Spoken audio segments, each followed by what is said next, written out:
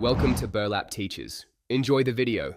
You begin by preparing a confined environment so dependencies do not leak. Create a venv and activate it. Install Python 3. 11 Plus and the framework you chose, for example Fast API for async speed or Flask for simplicity. Once done, scaffold routes, a basic app factory, and a requirements file. Make sure to initialize Git now and commit your working scaffold. This saves time and gives you a rollback point. You will iterate from this reproducible baseline. You now implement the core. Define your endpoints and data contracts, because clear contracts prevent rework. Connect an ORM like SQL Alchemy and create migrations with Alembic so schema changes are versioned.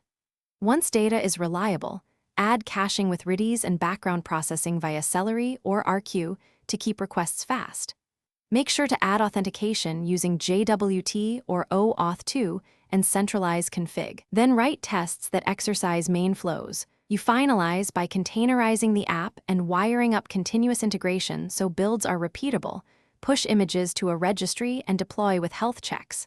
Once live, add structured logging, metrics, and alerts so you know when performance slips. Run load tests and configure graceful shutdowns to avoid losing requests. If something breaks, check the app logs and trace the request path. Correlate request ID across services to isolate the failing component quickly, then roll back if needed.